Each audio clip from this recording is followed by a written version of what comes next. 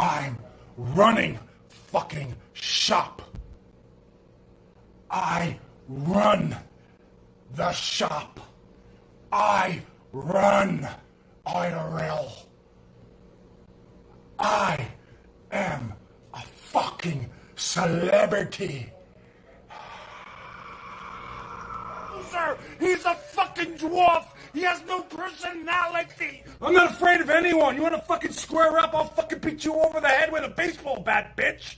Or a crowbar. You don't even know who you're fucking with, Ski Mask. You know nothing about me. You don't know my New York life. You don't know my fucking street life I used to have in New York when I was young. Even when I was your age, bitch, I was running the streets in New York, dude. I was selling drugs and shit. I used to sell coke, yes. And other drugs. Find the solution! Find the solution! OG Geezer is an American IRL celebrity, reggae musician, and artist. Geezer is best known for his cutting-edge new-age guerrilla-style jackass skits. While Geezer is a world-renowned entertainer, not many people know how he came to be. So let's go back to a time before the man known as OG Geezer donned the do-rag. Not much is known about the very beginning of OG Geezer's life. What we do know is that his birth name is Antonio. Young Antonio was born to an Italian-American family in Rockaway, Queens. And even though there is no known reason for doing so, his family evidently left him on the doorstep of a nearby synagogue. Rabbi Saul Sheckelstein took baby Antonio in and raised him as his own. Antonio, now legally known as Antonio Sheckelstein, was soon made an official member of the Jewish community. Antonio spent many years studying the Torah. He even got to have his own bar mitzvah. Soon after Antonio turned 18, he met a young Jewish woman at synagogue. While her real name was Jennifer Horstein, many people today know her simply as Bobby Dylan. Antonio and Jennifer took a liking to one another, and they soon began to date. On their first night out, the two snuck out to a nightclub. Antonio and Jennifer got down on the dance floor like there was no tomorrow. By sheer chance, it happened to be reggae night at the club, and Antonio was loving it. That night, he was introduced to an entire world of music, and which quickly became his favorite thing. But Antonio quickly learned that the Jewish community frowned upon their members listening to such music, so he had to keep his new passion a secret. While Antonio enjoyed his relationship with Jennifer, it would not last long. About 2 years after they had hooked up, Antonio caught his girlfriend with another man, a ski mask wearing midget to be exact. This event left Antonio shook to his core, so much so that soon after he packed his bags and left for Jamaica. When Antonio arrived in Jamaica, he had just enough money to afford a poverty microphone, which he used to perform reggae songs on the street corners. Although Geezer wasn't that old, he recognized that he was much older than most other performers on the island, so he decided to don the name OG Geezer, and with it a new do-rag. Fortunately enough for him, he met a young lady by the name of Ebenetia that he soon fell in love with. Ebenetia had a place in town and let him move in with her. Ebenetia taught Geezer everything he needed to know about being Jamaican, which included everything from the culture to the popularity of J.R. Tolkien's Lord of the Rings. Seeing as how it was the most popular book series in Jamaica, the two would spend countless hours reading it, watching it, and spending their weekends at various conventions. Geezer almost became addicted to Lord of the Rings, which jeopardized his reggae career. Speaking of reggae, Geezer's music career quickly began flourishing. He was soon invited to play at local venues such as bars and birthday parties. But after a while, Geezer noted that if he wanted to ever play better venues, then he would need to upgrade his equipment. Around the same time, OG had begun smoking weed, which is when he came up with the idea of selling weed in order to raise funds for new equipment. OG's dope business took off quickly, and in no time at all, he was able to afford new gear. But OG didn't stop selling after that. His new side hustle was so successful that he decided that he couldn't quit selling. Geezer would often sell weed outside the venues he played, before and after his shows.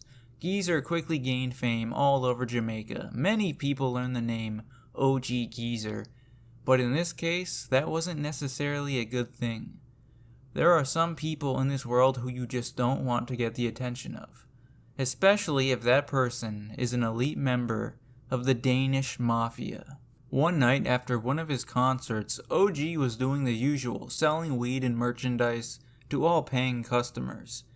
Soon after he sold out, he started to pack his things when suddenly he noticed a black car coming his way. It suddenly stopped in front of him. Two men stepped out and approached him. They then proceeded to rough him up and then throw him into their trunk. The car drove off with him in it, headed for its destination. When the car next stopped, OG was soon pulled out of the trunk and dragged inside of a nightclub. The two men led OG Geezer through the nightclub until they arrived at the VIP section. Geezer entered and was greeted by an older man who invited him to take a seat. Geezer sat down with the man who offered him a drink. The man introduced himself as Jens.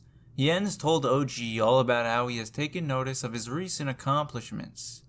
This led OG to believe that Jens wanted a partnership with him, but Geezer was sadly mistaken. Not only did Jens not want a partnership with OG, he didn't want anything to do with him at all.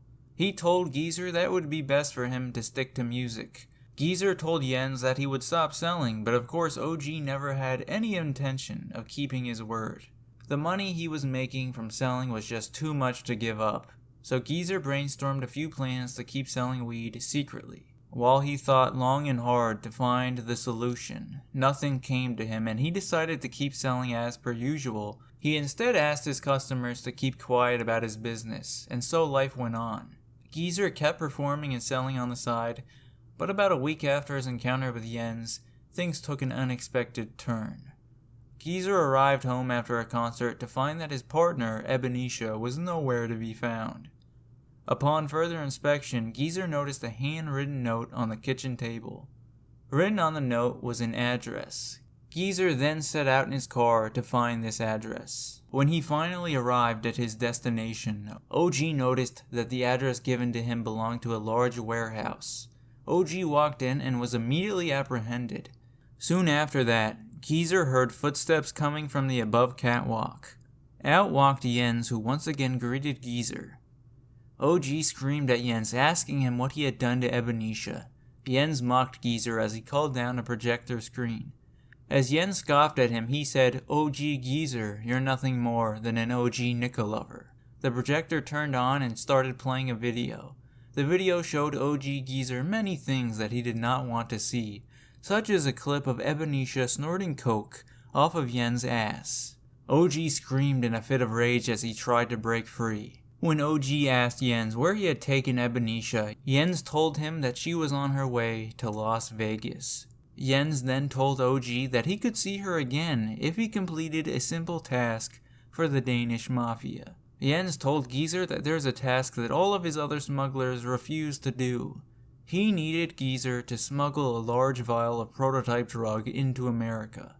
Geezer was confused as to why none of the other smugglers would take this mission. That was until Jens told him how this mission had to be done. Jens explained to Geezer that the only way to successfully get the drug into America was to keister the package up one's ass. Geezer didn't want to go through with smuggling the drugs, but he knew he had no choice, so he agreed. Soon after that, Jens' men helped Geezer stow away the package and gave him a one-way ticket to Las Vegas. Geezer made it on and off the plane without any problems. However, when OG arrived at the airport in Las Vegas, he could no longer hold in the package. Geezer made a beeline for the bathroom, which is where he then proceeded to shard out the package, and in doing so, ruptured his sphincter. Geezer wanted to stay longer to recover from this predicament, but he knew he was on a rigorous schedule, so he had to resort to using a man-pond to keep his orifices from leaking. Geezer hailed a taxi and made his way to the rendezvous point. Geezer waited until a man finally arrived. The man exited his car, but it wasn't Jens, it was someone else. The man introduced himself as Bjorn, Jens' twin brother. Bjorn and Geezer went on a walk through Fremont Street until they arrived at their final destination. They walked into a club through the back door, where they then waited in a quiet alleyway. When OG asked where Ebonisha was, a van came driving past OG and Bjorn. The van came to a stop as the back door opened, revealing Ebonisha and Jens. Jens instructed OG to give Bjorn the package, which he did. When Bjorn got to the van, Jens released Ebonisha, who then ran to OG. But just before OG could embrace her in his arms, she was shot down by the gun of Jens. Geezer was quick enough to catch her before she fell to the ground. Bjorn and Jens quickly entered the van and drove off.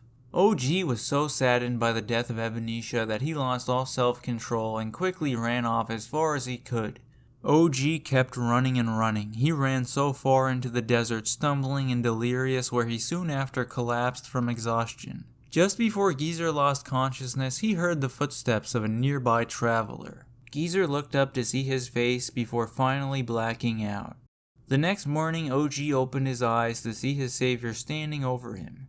The man introduced himself only as Blackbird. Initially, OG was confused as to what kind of situation he was in, but he was very thankful to Blackbird for rescuing him.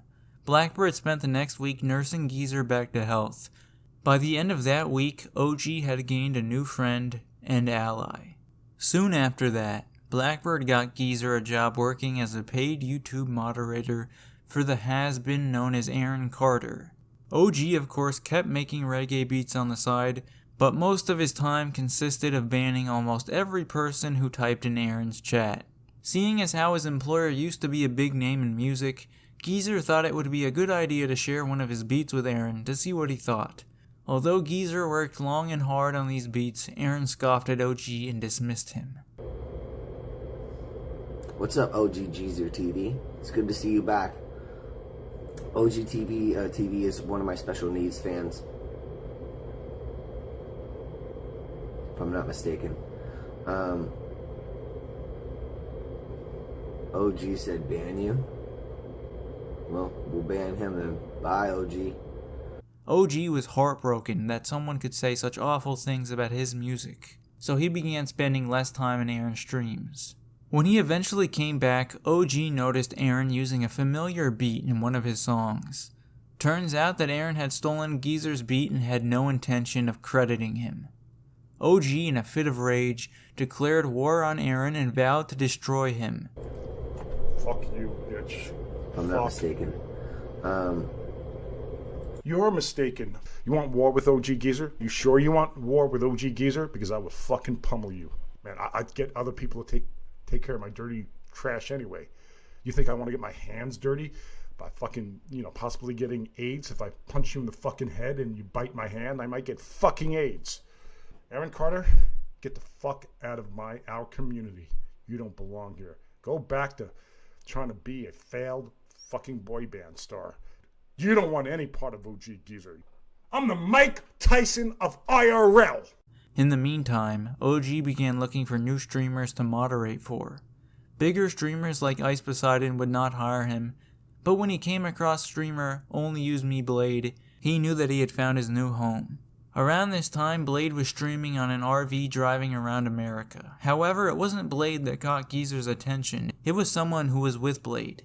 Upon watching this RV stream, Geezer saw a familiar face, one that he had not seen in a while.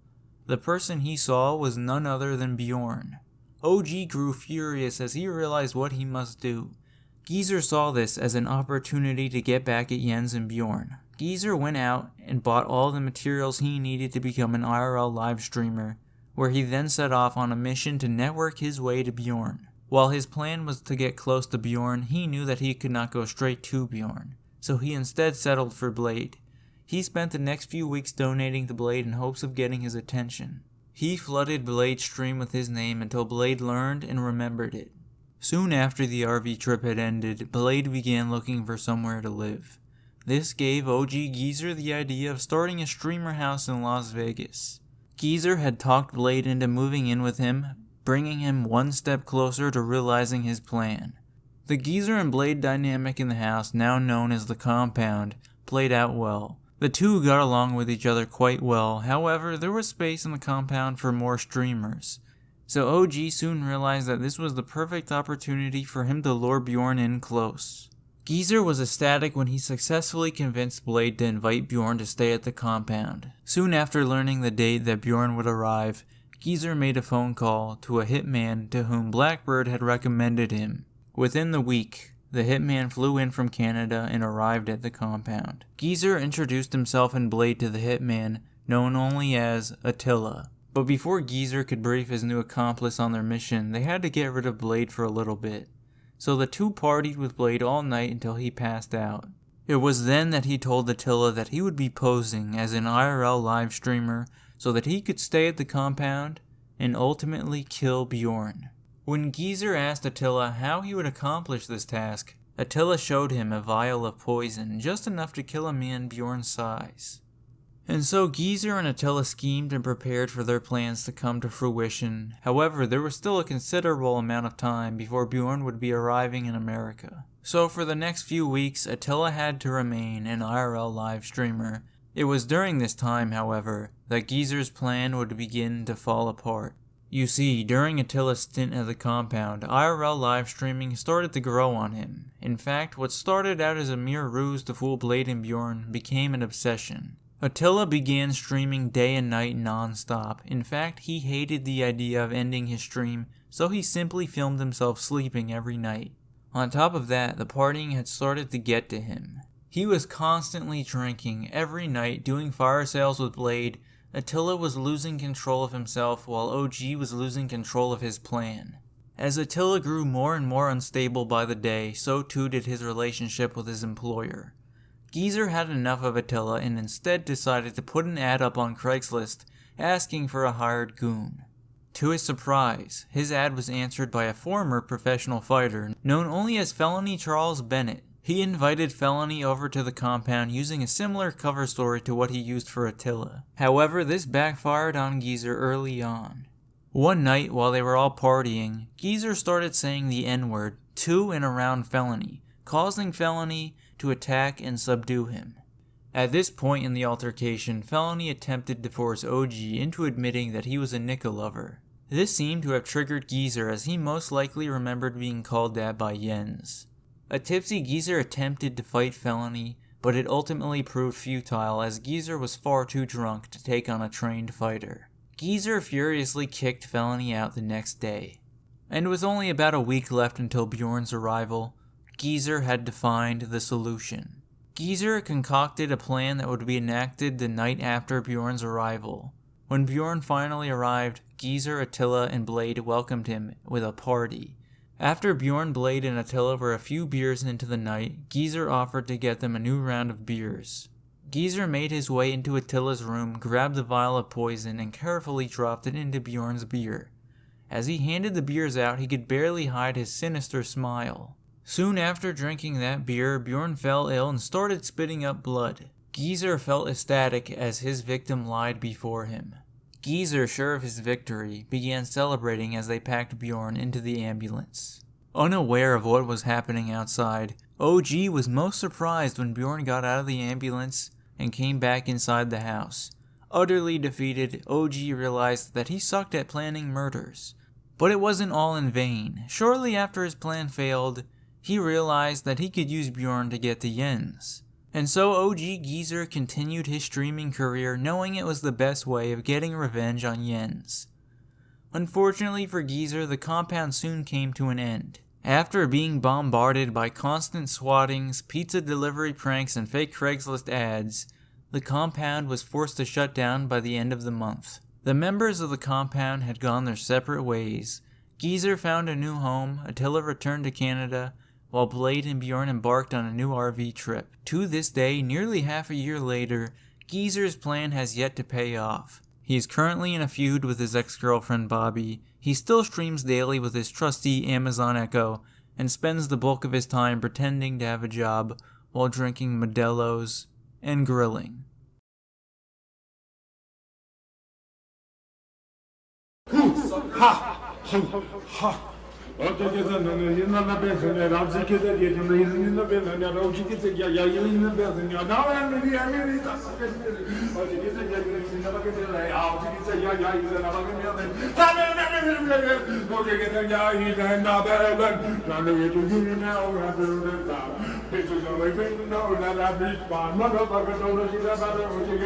I'm gonna get you like a motherfucker, bitch, a motherfucker, best believer, yeah. Oh, gee, he's a yeah, he's a believer. Oh, gee, he's a yeah, he's in the fucking house. You see him, sit him. I see him. Oh, gee, he's a yeah, he's in the house. Oh, gee, making the women scream and shout. As though he motherfucker, he got the crowd. Oh, gee, he's in the motherfucking house.